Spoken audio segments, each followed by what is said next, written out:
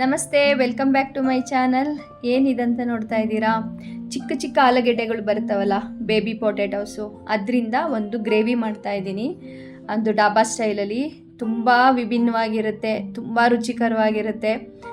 ಯಾವತ್ತೂ ನೀವು ಈ ಥರದ್ದೊಂದು ರುಚಿ ನೋಡಿರಲ್ಲ, ಅಷ್ಟು ಡಿಫ್ರೆಂಟಾಗಿರುತ್ತೆ. ಖಂಡಿತ ನಿಮ್ಮೆಲ್ಲರಿಗೂ ಈ ರೆಸಿಪಿ ಇಷ್ಟ ಆಗುತ್ತೆ ಅಂದ್ಕೊಂಡಿದ್ದೀನಿ. ನೀವು ನೋಡ್ತಾ ಇದ್ದರೆ ಗೊತ್ತಾಗ್ತಿದೆ ಅದೆಷ್ಟು ಚೆನ್ನಾಗಿ ಬಂದಿದೆ ಅಂತ ಅಲ್ವಾ.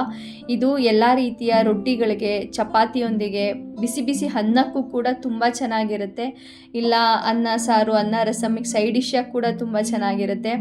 ಆ ಚಿಕ್ಕ ಚಿಕ್ಕ ಆಲೂಗೆಡ್ಡೆಗಳು, ಆ ಮಸಾಲೆ ಜೊತೆ ಬೆಂದಿರೋದು, ಆ ರುಚಿ ನಿಜಕ್ಕೂ ವಿಭಿನ್ನವಾಗಿರುತ್ತೆ.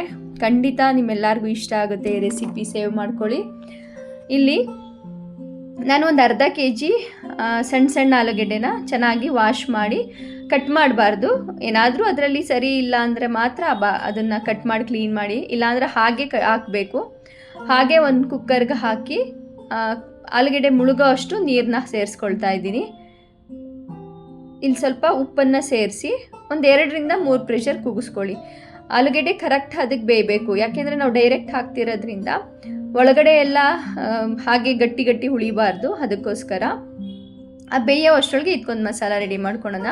ನಾನಿಲ್ಲಿ ಒಂದು 8ರಿಂದ 10 ಬ್ಯಾಡಗಿ ಮೆಣಸಿನ್ಕಾಯಿನ ಸೇರಿಸ್ಕೊಳ್ತಾ ಇದ್ದೀನಿ. ಇದು ಒಂದು ಒಳ್ಳೆ ಕಲರ್ ಕೊಡುತ್ತೆ ಆ ಗ್ರೇವಿಗೆ. ನೀವು ಯಾವ ಪ್ರಮಾಣದಲ್ಲಿ ಆಲೂಗೆಡ್ಡೆ ತೊಗೊಂಡಿದ್ದೀರಾ ಆ ಪ್ರಮಾಣದಲ್ಲಿ ಇವೆಲ್ಲ ಹೆಚ್ಚು ಕಮ್ಮಿ ಮಾಡ್ಕೊಳ್ಳಿ. ಇಲ್ಲಿ 1-2 ಲವಂಗ, ಏಲಕ್ಕಿ, ಸ್ವಲ್ಪ ಪಲಾವ್ ಎಲೆ, 1 ಇಂಚಷ್ಟು ಏನದು ಚಕ್ಕೆ ಅಂದರೆ ಸ್ಪೈಸಸ್ನ ಸೇರಿಸ್ಕೊಳ್ತಾ ಇದ್ದೀನಿ. ತುಂಬ ಓವರ್ ಸ್ಮೆಲ್ ಆಗಬಾರ್ದು, ನೋಡಿಕೊಂಡು ಸಿಂಪಲ್ಲಾಗಿ ಅದ್ರ ಲೈಟ್ ಫ್ಲೇವರ್ ಬರೋಂಗೆ ಸೇರಿಸ್ಕೊಳ್ಳಿ. 1 ಸ್ಪೂನಷ್ಟು ಧನಿಯಾನ ಸೇರಿಸ್ಕೊಳ್ತಾ ಇದ್ದೀನಿ. ಎಲ್ಲವೂ ಒಂದೇ ಸಲ ಹಾಕ್ಕೋಬಾರ್ದು. ಫಸ್ಟು ಮೆಣಸಿನ್ಕಾಯಿ ಹುರ್ಕೋಬೇಕು, ಅದರ ನಂತರ 1/4 ಸ್ಪೂನಷ್ಟು ಜೀರಿಗೆ, 1/4 ಸ್ಪೂನಷ್ಟು ಸೋಂಪು, ಮತ್ತು ಒಂದು 10 ಮೆಣಸು, ಕಾಳು ಮೆಣಸು ಬರುತ್ತಲ್ಲ ಅದು. ಎಲ್ಲವೂ ಏನು ಆಯಿಲ್ಲು ಏನು ಹಾಕ್ಕೋಬೇಡಿ, ಹಾಗೆ ಡ್ರೈ ರೋಸ್ಟ್ ಮಾಡ್ಕೊಳ್ಳಿ. ಯಾವಾಗಲೂ ಈ ಥರ ಮಸಾಲೆಗಳ್ನ ಯಾಕೆ ಫ್ರೈ ಮಾಡಬೇಕಂದ್ರೆ ಅದ್ರದ್ದು ಒಂದು ಒಳ್ಳೆ ಫ್ಲೇವರು ಬರೋಕ್ಕೋಸ್ಕರ ಈ ರೀತಿ ಫ್ರೈ ಮಾಡಿ ಹಾಕಿದಾಗ ಅದ್ರ ರುಚಿ ಜಾಸ್ತಿ ಇರುತ್ತೆ. ಅದನ್ನು ಫಸ್ಟು ತರಿಯಾಗಿ ನೀರು ಹಾಕ್ತೆ ಗ್ರೈಂಡ್ ಮಾಡ್ಕೊಳ್ಳಿ. ಏನದು ಮಸಾಲೆ ರುಬ್ಕೊಂಡಿದ್ನಲ್ಲ ಅದರೊಳಗಡೆನೆ ಈಗ ಒಂದು 4 ಟೊಮೆಟೊ ಸೇರಿಸ್ಕೊಳ್ತಾ ಇದ್ದೀನಿ. ನಂತರ ಒಂದು 8ರಿಂದ 10 ಗೋಡಂಬಿನ ಸೇರಿಸಿ ಈಗ ಅದನ್ನು ನುಣ್ಣಗೆ, ಆಲ್ಮೋಸ್ಟು ಎಷ್ಟು ನುಣ್ಣಗೆ ಸಾಧ್ಯ ಅಷ್ಟು ನುಣ್ಣಗೆ ರುಬ್ಕೋಬೇಕು. ಅದನ್ನು ಫಸ್ಟು ಮಸಾಲೆ ಎಲ್ಲ ಡ್ರೈಯಾಗಿ ಗ್ರೈಂಡ್ ಮಾಡ್ಕೊಂಬಿಡಿ, ನೀರೇನು ಹಾಕದೆ. ಆನಂತರ ಇವೆಲ್ಲ ಹಾಕಿ ಗ್ರೈಂಡ್ ಮಾಡೋಕ್ಕೇನು ತುಂಬ ಟೈಮ್ ತೊಗೊಳ್ಳಲ್ಲ. ಈಗ ಒಂದು ಪ್ಯಾನ್ಗೆ 3 ಟೇಬಲ್ ಸ್ಪೂನಷ್ಟು ಎಣ್ಣೆನ ಹಾಕ್ಕೊಳ್ತಾ ಇದ್ದೀನಿ. ಎಣ್ಣೆ ಹಾಕ್ಬಿಟ್ಟು ಆಲೂಗೆಡ್ಡೆ ಕರೆಕ್ಟ್ ಅದಕ್ಕೆ ಬೆಂದಿತ್ತಲ್ಲ ಅದನ್ನು ಸಿಪ್ಪೆ ಎಲ್ಲ ತೆಗೆದು ಈಗ ಇದನ್ನು ಫ್ರೈ ಮಾಡ್ಕೊಳ್ತಾ ಇದ್ದೀನಿ. ಯೂಶಲಿ ನಾವು ಪನ್ನೀರ್ನ ಎಲ್ಲ ಒಂದು ಲೈಟ್ ಕೋಟಿಂಗ್ ಬರೋಂಗೆ ಏನು ಫ್ರೈ ಮಾಡ್ತೀವಿ ಹಾಗೆ 1-2 ನಿಮಿಷ ಸಣ್ಣ ಉರಿನಲ್ಲಿ ಫ್ರೈ ಮಾಡ್ಕೊಳ್ಳಿ. ಅದೇ ಏನು 3 ಟೇಬಲ್ ಸ್ಪೂನ್ ಆಯಿಲ್ ಹಾಕಿದ್ವಿ ಅದರಲ್ಲೇ ಆಯಿಲ್ ಇರುತ್ತಲ್ಲ, ಅದಕ್ಕೆ ಇನ್ನೊಂದು ಸ್ವಲ್ಪ ಬೇಕಂದ್ರೆ ಇನ್ನೊಂದು ಸ್ಪೂನ್ ಆಯಿಲ್ ಸೇರಿಸಿ ನಾನು ಸ್ವಲ್ಪ ಜೀರಿಗೆ, ಇಲ್ಲಿ ಸಣ್ಣಗೆ ಹೆಚ್ಚಿರೋ ಅಂತ 2 ಈರುಳ್ಳಿನ ಸೇರಿಸ್ಕೊಳ್ತಾ ಇದ್ದೀನಿ. ದೊಡ್ಡ ಗಾತ್ರದಾದರೆ ಒಂದೇ ಸಾಕಾಗತ್ತೆ. ಈಗ ಸ್ವಲ್ಪ ಅರಿಶಿನ ಮತ್ತು ರುಚಿಗೆ ತಕ್ಕಷ್ಟು ಉಪ್ಪನ್ನ ಸೇರಿಸಿ ಈಗೇನಿದು ಈರುಳ್ಳಿ ಇದೆ ಒಂದು ಕಂದು ಬಣ್ಣಕ್ಕೆ ಬರೋವರೆಗೂ ಚೆನ್ನಾಗಿ ಫ್ರೈ ಮಾಡ್ಕೋಬೇಕು. ತುಂಬ ವಿಭಿನ್ನವಾಗಿರುತ್ತೆ, ಖಂಡಿತ ಟ್ರೈ ಮಾಡಿ, ಎಲ್ಲರಿಗೂ ಇಷ್ಟ ಆಗುತ್ತೆ.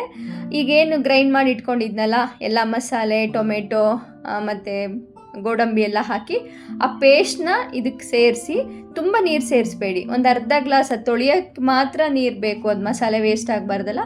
ಅದನ್ನು ಹಾಕಿದ ಮೇಲೆ ಈಗ ಇರೋದು ಒಂದು 8ರಿಂದ 10 ಖಾರಕ್ಕೋಸ್ಕರ ಹಸಿರು ಮೆಣಸಿನ್ಕಾಯಿನ ಸೇರಿಸ್ಕೊಳ್ತಾ ಇದ್ದೀನಿ. ನೀವು ನಿಮ್ಮ ಖಾರಕ್ಕೆ ಅನುಗುಣವಾಗಿ ಹೆಚ್ಚು ಕಮ್ಮಿ ಮಾಡ್ಕೊಳ್ಳಿ, ಬಟ್ ಹಸಿರು ಮೆಣಸಿನ್ಕಾಯಿ ಸೇರಿಸಿ ಚೆನ್ನಾಗಿರುತ್ತೆ. ಮಧ್ಯ ಮಧ್ಯ ಸಿಗ್ತಾಯಿದ್ರೆ ಆ ಮಸಾಲೆ ನೀರನ್ನೆಲ್ಲ ಹೀರಿ ಆ ಮಸಾಲೆಯಿಂದ ಎಣ್ಣೆ ರಿಲೀಸ್ ಆಗಬೇಕು. ಆ ಹಂತದಲ್ಲಿ ಸ್ವಲ್ಪ ಗರಂ ಮಸಾಲ, ಖಾರದ ಪುಡಿ 1 ಸ್ಪೂನ್ ಸೇರಿಸ್ತಾ ಇದ್ದೀನಿ. ಬೇಡ ಅಂದರೆ ನಿಮಗೆ ಸ್ಕಿಪ್ ಮಾಡ್ಬೋದು ಖಾರದ ಪುಡಿನ. ಗರಂ ಮಸಾಲನೂ ಅಷ್ಟೇ ಓವರಾಗಿ ಹಾಕಬಾರ್ದು. ಆಲ್ರೆಡಿ ನಾವು ಮಸಾಲೆ ಸ್ಪೈಸಸ್ ಹಾಕಿರೋದ್ರಿಂದ ನೋಡಿಕೊಂಡು ಒಂದು 2-3 ಪಿಂಚಷ್ಟು ಹಾಕಿದ್ದೀನಿ ಅಷ್ಟೇ. ಒಂದು ಅರ್ಧ ಸ್ಪೂನಷ್ಟು ಖಾರದ ಪುಡಿ ಸೇರಿಸ್ಕೊಂಡಿದ್ದೀನಿ. ಇಲ್ಲಿ ಒಂದು 2 ಸ್ಪೂನಷ್ಟು ಫ್ರೆಶ್ ಕ್ರೀಮ್ನ ಸೇರಿಸ್ಕೊಳ್ತಾ ಇದ್ದೀನಿ. ಫ್ರೆಶ್ ಕ್ರೀಮ್ ಇಲ್ಲ ಅಂದರೆ ನೀವು ಹಾಲಿನ ಕೆನೆನೇ ಚೆನ್ನಾಗಿ ಬೀಟ್ ಮಾಡಿ ಸೇರಿಸ್ಕೋಬೋದು, ಇಲ್ಲ ಹಾಲನ್ನೇ ಸ್ವಲ್ಪ ಕುದಿಸಿ ಸೇರಿಸ್ಕೊಂಡ್ರೂ ನಡೆಯುತ್ತೆ. ಬಟ್ ಹಾಕಿ ಹಾಲಿನ ಕೆನೆ ಈ ಥರದ್ದೊಂದು ಫ್ರೆಶ್ ಕ್ರೀಮ್ ಹಾಕಿದಾಗ ಆ ಗ್ರೇವಿ ರಿಚ್ನೆಸ್ ಜಾಸ್ತಿ ಆಗುತ್ತೆ. ಈಗ ಆಲೂಗೆಡ್ಡೆ ಏನು ಫ್ರೈ ಮಾಡಿಟ್ಟಿದ್ವಲ್ಲ ಅದನ್ನು ಇಲ್ಲಿ ಸೇರಿಸ್ಕೊಳ್ತಾ ಇದ್ದೀನಿ. ನೋಡೋಕ್ಕೆ ಒಂಥರ ವಿಭಿನ್ನವಾಗಿ ಕಾಣಿಸ್ತಾ ಇದೆ, ನೋಡೋಕ್ಕೂ ಒಂಥರ ಚೆನ್ನಾಗಿ ಅನಿಸ್ತಾ ಇದೆ ಅಲ್ಲ. ರುಚಿನೂ ಅಷ್ಟೇ ಸಖತ್ತಾಗಿರುತ್ತೆ. ಈಗ ಆಲೂಗೆಡ್ಡೆ ಹಾಕಿದ ಮೇಲೂ ಕೂಡ ಆ ಮಸಾಲೆ ಎಲ್ಲ ಹೀರ್ಕೊಳ್ಳೋವರೆಗೂ ಸ್ವಲ್ಪ ಒಂದು ಅರ್ಧ ಗ್ಲಾಸಷ್ಟು ಬಿಸಿ ನೀರನ್ನ ಸೇರಿಸಿ 1-2 ನಿಮಿಷ ಚೆನ್ನಾಗಿ ಕುದಿಸ್ಕೊಳ್ಳಿ. ಕುದಿಸ್ಬೇಕಂದ್ರೆ ಮತ್ತೆ ಆ ಮಸಾಲೆಯಿಂದ ಎಣ್ಣೆ ರಿಲೀಸ್ ಆಗೋವರೆಗೂ ಕುದಿಸ್ಕೋಬೇಕು. ಇಲ್ಲಿ ರುಚಿ ಸ್ವಲ್ಪ ಉಪ್ಪು ಕಮ್ಮಿ ಅನ್ನಿಸ್ತು. ರುಚಿಗೆ ತಕ್ಕಷ್ಟು ಉಪ್ಪನ್ನು ಸೇರಿಸಿ ಈಗ ಬಿಡಬಾರ್ದು, ಅವಾಗವಾಗ ಮಗುಚ್ತಾ ಇರಬೇಕು, ಇಲ್ಲಾಂದರೆ ತಳ ಹಿಡಿದು ಬಿಡುತ್ತೆ. ಈ ಆಲೂಗೆಡ್ಡೆನೂ ಅಷ್ಟೇ ಅದರಿಂದ ಎಲ್ಲ ಮಸಾಲೆ ಹೀರ್ಕೊಳ್ಳೋವರೆಗೂ ಆ ಬಿಸಿ ನೀರು ಜೊತೆ ಹಾಕಿ ಕುದಿಸಿ ಆ ಮಸಾಲೆಯಿಂದ ಎಣ್ಣೆ ರಿಲೀಸ್ ಆಗಕ್ಕೆ ಸ್ಟಾರ್ಟ್ ಆಗಬೇಕು. ನೋಡಿ ಕಾಣಿಸ್ತಾ ಇದೆಯಲ್ವ ನಿಮಗೆ.